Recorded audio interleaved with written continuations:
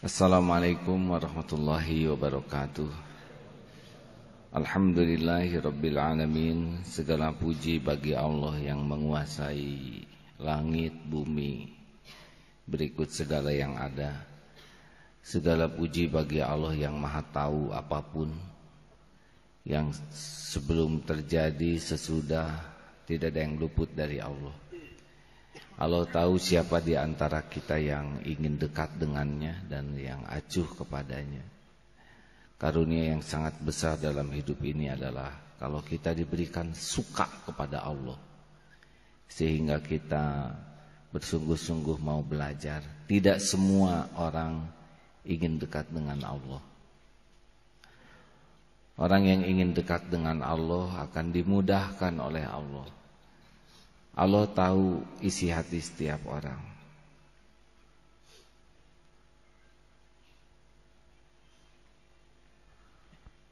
Suara apa ini?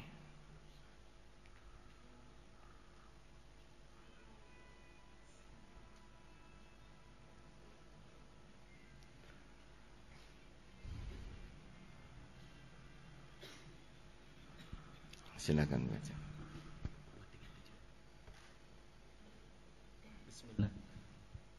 Bismillahirrahmanirrahim. Kajian Al-Hikam nomor 237.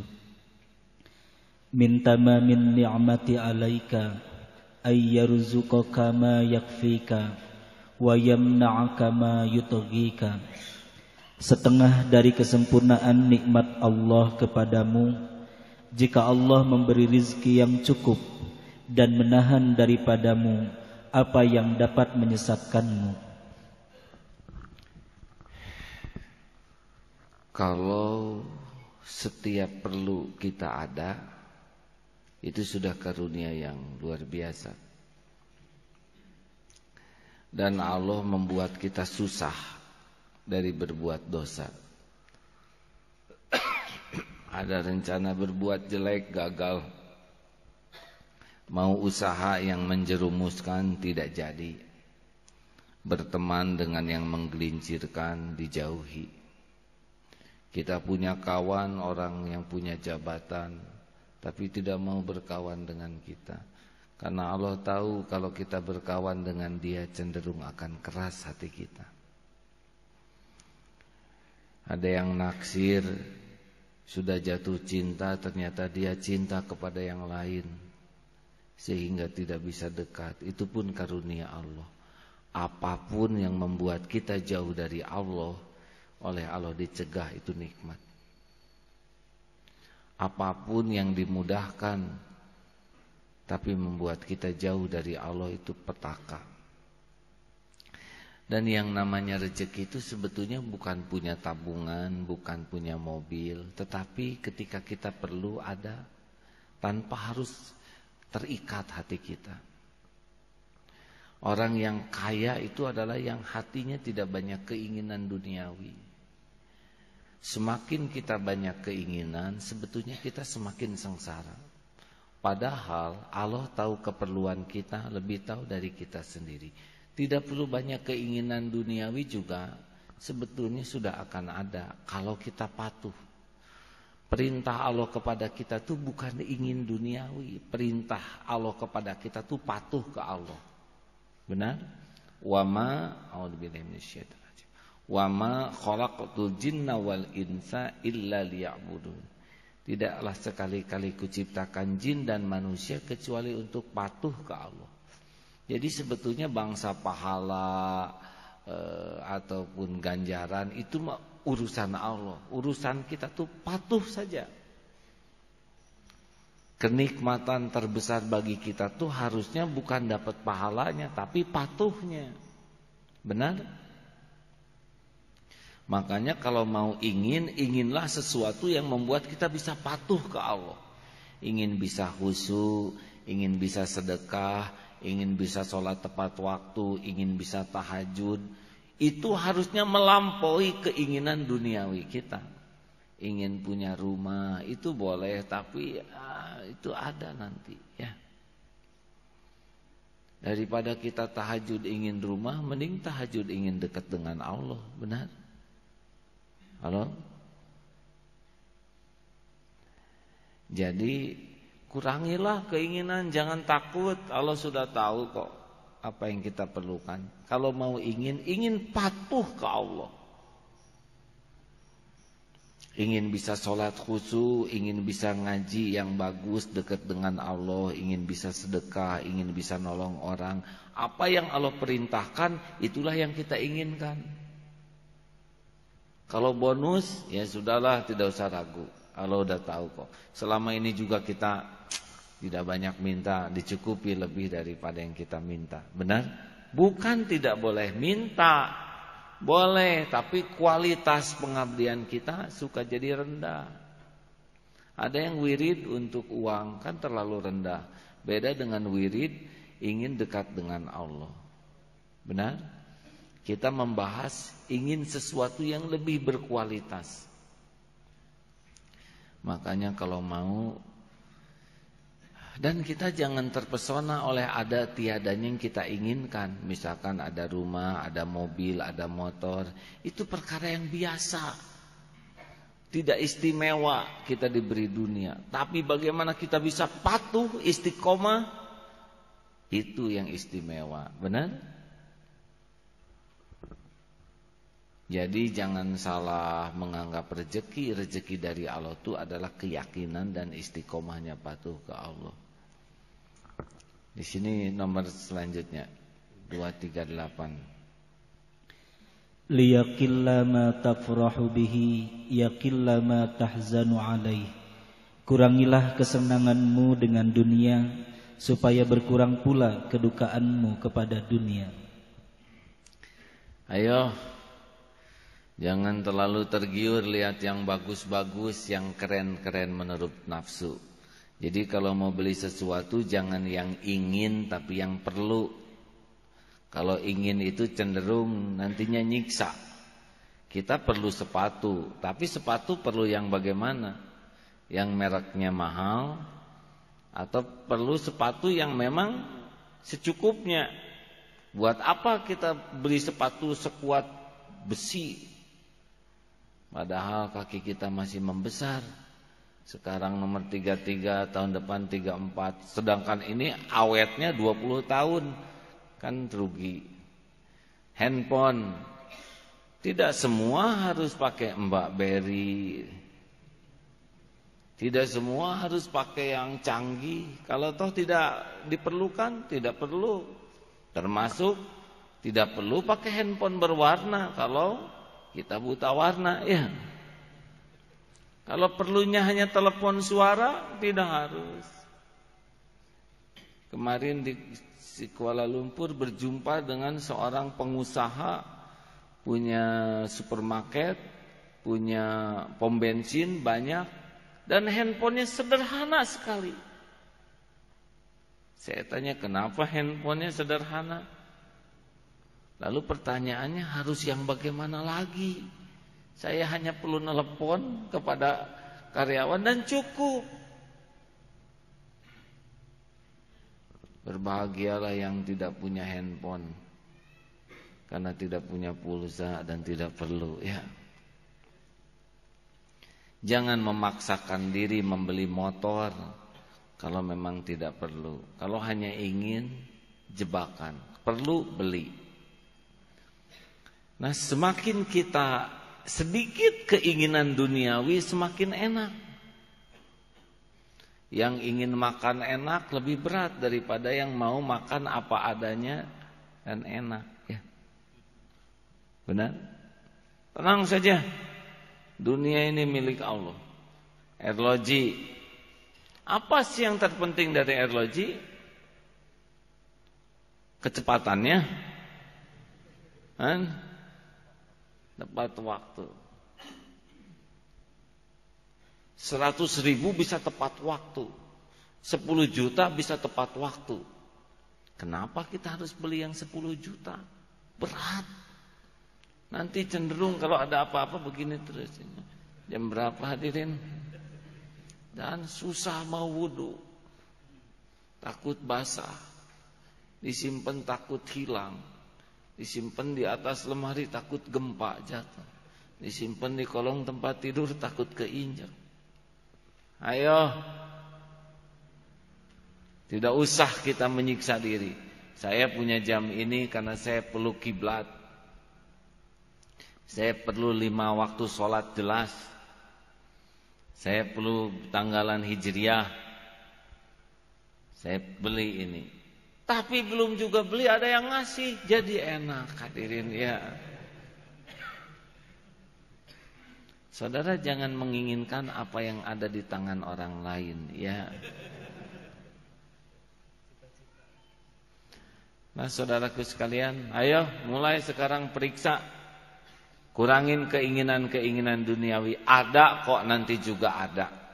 Kalau kita patuh ke Allah, patuh aja. Udah ada seorang pembantu patuh kepada majikannya, kerjanya bagus, gaji mah dikit tapi penghasilan besar. Sejujurnya kami ada yang bantu-bantu, baik akhlaknya, tidak banyak bicara, rajin, tidak hitung-hitungan. Ditanya itu motor, ya kami berat cicilannya. Kemana motor sekarang? Sudah dikembalikan, gak kuat. Ya sudah pakai motor, dapatlah motor yang lebih baru dan tidak nyicil. Anak sekolah di mana? Berapa biayanya? Keluarlah biaya, tidak ada kaitan dengan gaji.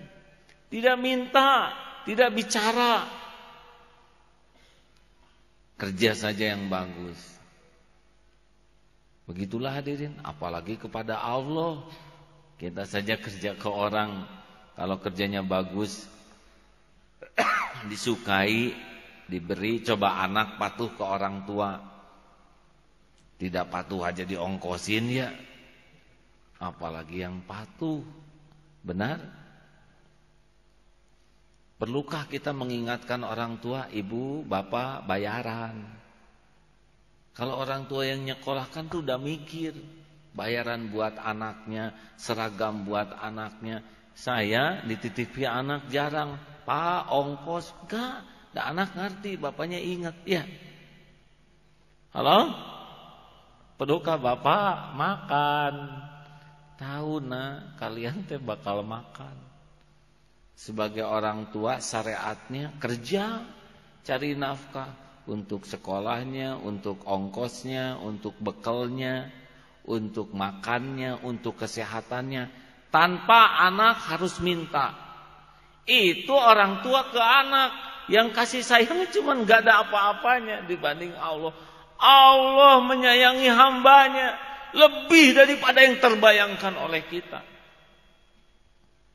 Masih mau diingetin? Ya Allah, makan nih, jangan lupa ngasih makan saya. Untung gak disambar petir juga hadirin. Bukan tidak boleh, saudara mau ngingetin Allah sok aja lah ya. Kalau saudara nganggap Allah lupa sama saudara, ingetin. Tapi malu atuh. Patuh ke Allah ya. Minta khusyuk, minta ikhlas, minta syukur. Coba robah strateginya. Lebih enak ke sini. Lebih tenang. Cukup. Saudara punya utang, apa saudara pikir Allah enggak tahu utang saudara? Kalau Allah enggak ngasih utang, itu orang enggak mau ngutangin, ya. Apa susahnya Allah membayar utang kita, sedangkan yang minjemin juga izin Allah, ya kan? Dah. Sekarang fokus bisa patuh lahir batin ke Allah. Enggak usah ragu-ragu. Serius nih hadirin. Jangan suka curiga ke Allah tuh. Dari dulu juga kita mencurigakan, dicukupi, ya. Benar? Hei, benarkah? Jangan suka hitung-hitungan sama Allah tuh. Bet-bet aja. Kalau dikasih oleh Allah jangan, ya Allah masa cuman segini, segitu juga udah dikasih. Model kita makan pantasnya disambar petir, ya. Sholat asar barusan kan ngelantur. Allah tahu, untung aja nggak dihukum. Coba kalau dihukum speaker jatuh gitu. Enggak Pak, mudah-mudahan diikat ini. Silakan ada pertanyaan.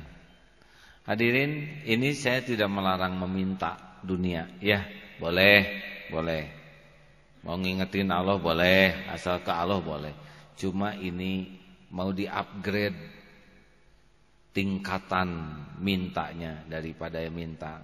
Coba ada anak, bapak, jangan lupa ya ngasih makan ke saya.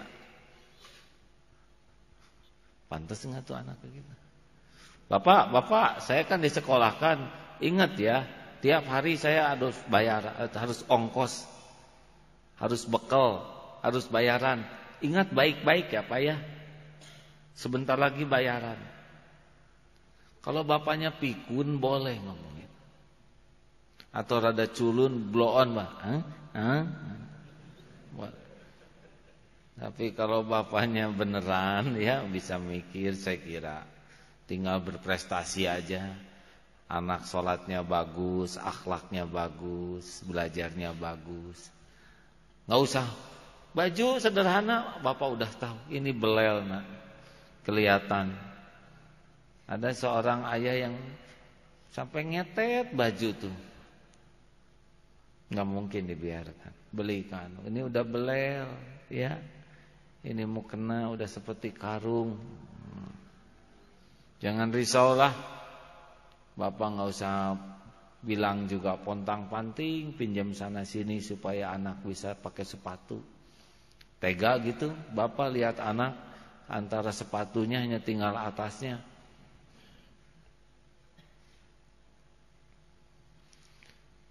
Ini Allah sedang mendengarkan kita nih hadirin, ini bukan main-main nih. Dan Allah mah tidak nyuruh sesuatu kecuali untuk kebaikan kita. Makanya minta patuh aja udah cukup tuh. Ya, setuju? Adik-adik SMK mau kuliah nanti nggak usah risau, semua biaya Allah yang tanggung. Mau beasiswa dari Allah, mau sing soleh ya. Benar. Ada yang belum punya rumah, mau punya rumah, pilih mending rumah sakit, rumah makan. Allah pemilik semua real estate di dunia ini. Ya, tenang, patuh ke Allah. Kalau kontrakan yang ada sekarang dipakai baik, mendekat ke Allah, Allah kasih nanti.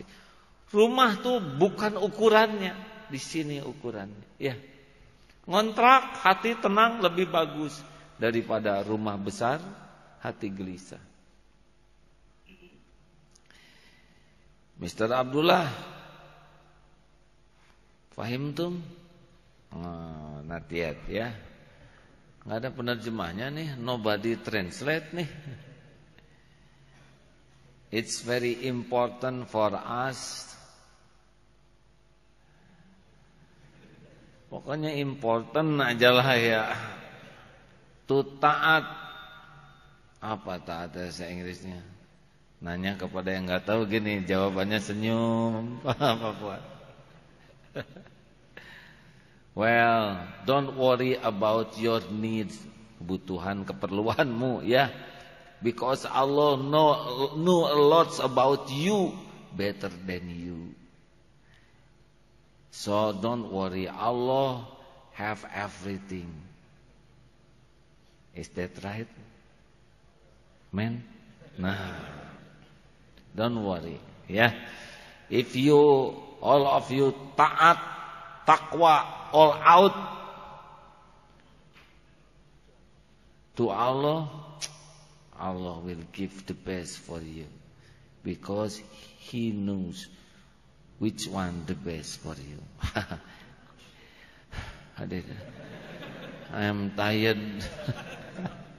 It is not so easy to talk in English ya.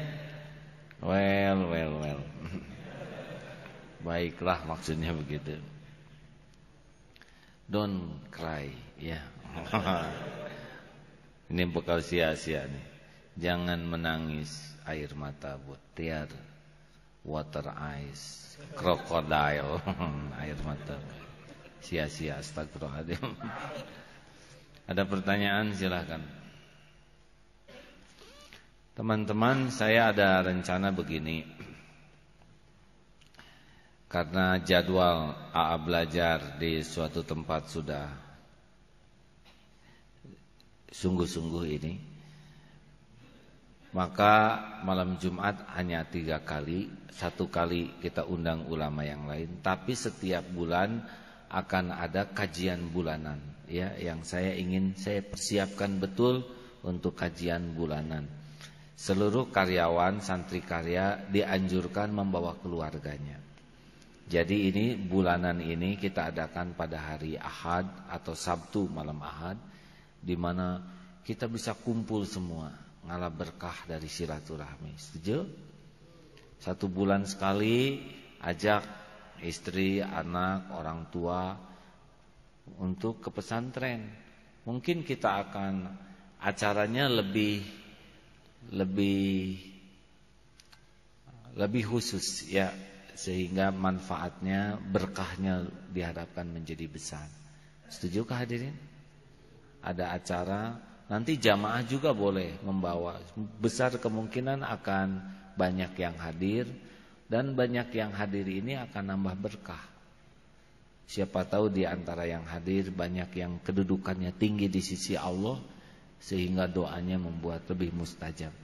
Dan kita persiapkan betul, ngajinya yang bagus, wiridnya yang bagus, ada kajian-kajian, sehingga misalkan dari asar sampai ke isya tuh betul-betul bagus. Doanya, muhasabahnya yang betul-betul kita persiapkan untuk diterima oleh Allah. Sepakat hadirin?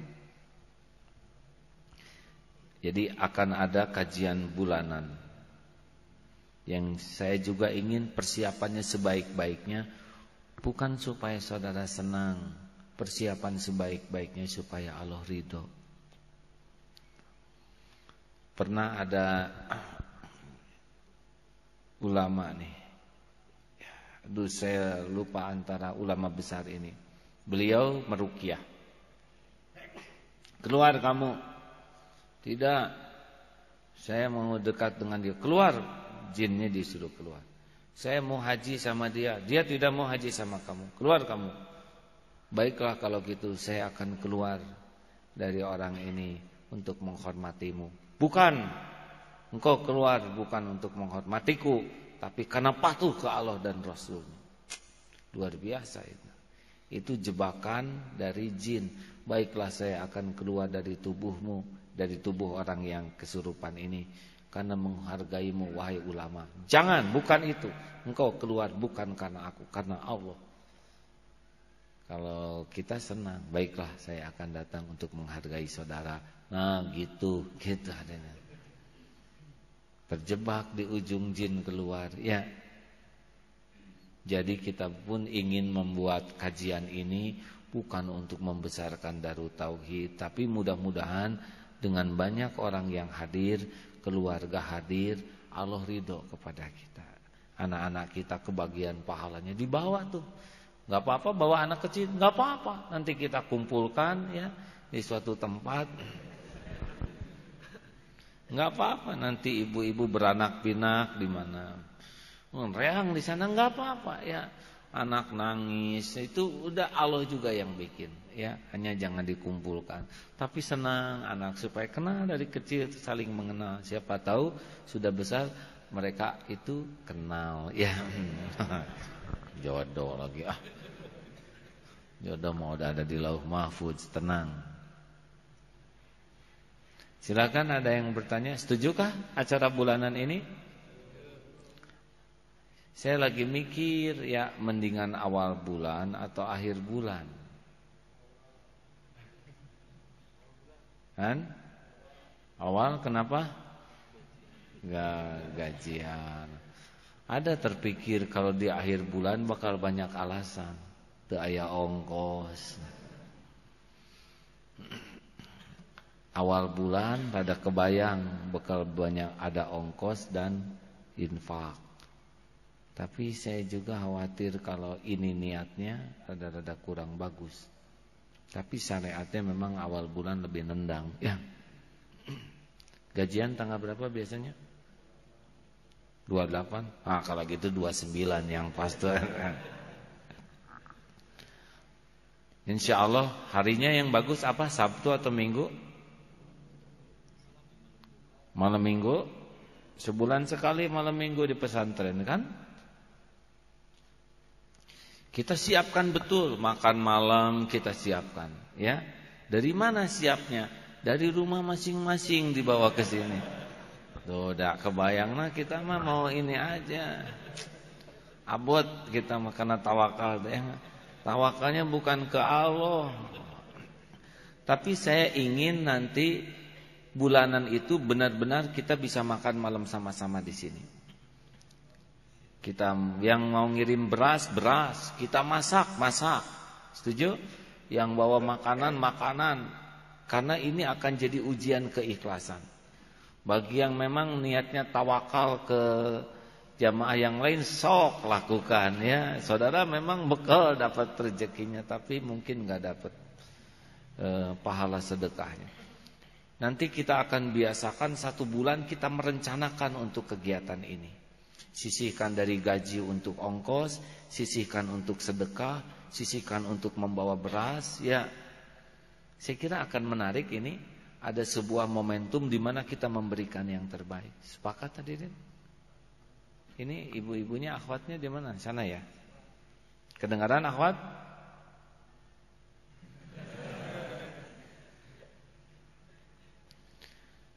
Kita sering merasa senang kalau ada acara makan-makan tuh memakan, bukan memberi makanan ya. Jadi derajat fakir miskinnya itu merasuk ke dalam jiwa, tembus ke dalam sukma ya. Harusnya kalau mendengar kita akan adakan acara makan-makan, langsung di otak ini saya harus nyediakan apa gitu. Uang saya sedikit, saya akan cari. Saya akan kerja tambahan supaya minimal saya bisa membawa 1 kilogram beras, seekor ayam, gurame.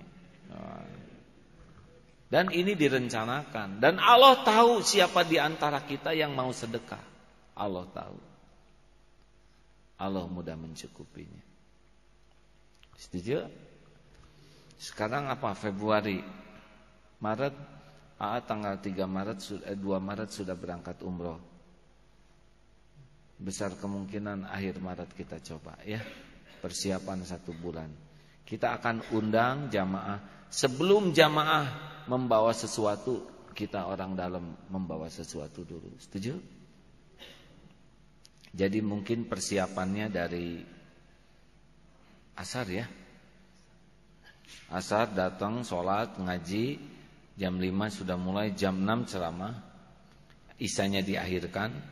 Lalu sesudah itu sholat isya jamaah dan makan malam sama-sama. Setuju? Enak keluarga dengan mudah-mudahan ini nambah keakraban silaturahmi sesama intern maupun dengan jamaah yang datang dari luar. Kita siapkan ini menjadi sebuah hajatan bulanan. Tutup tenda mungkin ya, sehingga sedemikian rupa. Ini baru ide, tapi rasa-rasanya akan terwujud. Kita luruskan niat. Jangan ngarap-ngarap sesuatu dari orang lain. Ngarap-ngaraplah kita bisa menjamu tamu kita. Setuju? Nggak akan berkurang harta dengan nafkahkan di jalan Allah. Ada pertanyaan silakan hadirin.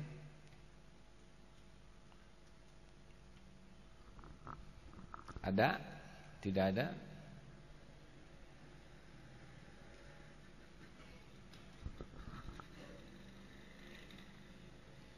Kok nggak ada yang nanya sama sekali hadirin? Ustadz Fuad, tanyalah. Cukup. Dewasa. D-nya seorang yang dewasa bukan karena umur. Seorang dewasa itu kalau dia bisa diam, falyakul khairan aw liyasmut. Seorang yang dewasa bisa lihat dari kemampuannya menahan lisan. Makanya anak-anak mah bunyi terus. Tidak kebayang kalau sampai nenek-nenek bunyi terus ya. Di mana kedewasaannya? Orang diam itu karena kemampuan berhitung. Perlukah saya bicara? Manfaatkah? Kalau masih ragu, diam sampai kita yakin manfaat. Yang kedua, orang dewasa itu cirinya empati. Punya kemampuan untuk mendengar, memahami dari sudut pandang orang lain, tidak dari sudut pandangnya sendiri. Karena jiwa kekanak-kanakan biasanya egois, ingin pikirannya sendiri, keinginannya sendiri. Benar? Yang ketiga, ciri orang dewasa itu waro, sangat menjaga dirinya dari yang bukan haknya. Kalau anak kecil kan gawawak saja, ya. Mainan temennya ambil, ketemu balon ambil. Tapi yang dewasa dia waro, makin hati-hati, makin kelihatan kematangannya. Yang keempat, seorang yang dewasa itu cenderung adil. Coba anak-anak kan egonya, tapi yang orang tua adil. Tunggu. Ini pisang buat saya, ini buat kakak, ini buat adik. Adik kan belakangan datangnya. Sudah. Bagaimana caranya? Bagi dua, ya kan? Enggak mau ini ya kalau gitu. Adik pisangnya, kakak cangkangnya gitu. Pasti disebut tidak dewasa kata anak. Nah, hadirin, adil itu bukan sama rata. Adil itu menempatkan sesuatu pada tempatnya. Seperti ada anak ayam, ada ayam remaja, ada ayam tua, semua dikasih sama satu butir jagung. Buat ayam tua jagung enteng. Buat ayam remaja, buat ayam baru menetas wafat ya. Ini tidak adil karena melag. Seorang yang dewasa ciri lainnya adalah simpatik sikapnya. Sopan, santun, makin matang, makin dewasa, makin simpatik. Ya kan? Rasulullah kan sikapnya simpatik, betul tidak? Simpatik itu adalah seorang yang mengesankan sikapnya, akhlakul karimah. Tapi anak-anak mah rada kurang simpati, tapi lucu ya, karena memang dimaklumi. Walaupun demikian anak-anak banyak yang kita bisa pelajari. Dan yang terakhir, seorang yang dewasa itu adalah seorang yang asli sikapnya. Jadi baiknya itu bukan baik dalam kemasan, bukan dibaik-baikan supaya orang lain terpesona. Asli sama antara hati, mulut, sikap, tidak ada kemasan. Dewasa diam, empati, waro, adil, simpatik dan asli. Sudah lama tidak ngeluarin rumus hadirin ya. Ini mah diada-adakan. Tidak istimewa, tapi lumayan untuk jadi bahan renungan. Siapa tahu tidak bisa menjaga mulut, tidak dewasa. Tidak bisa empati, egois, tidak dewasa. Tidak hati-hati, tidak dewasa. Tidak adil, tidak dewasa. Akhlaknya tidak simpatik, jelek, tidak dewasa. Dan tidak asli, munafik, tidak dewasa. Sekedar akal-akalan, tapi mudah-mudahan akal yang manfaat. Al-Fatihah.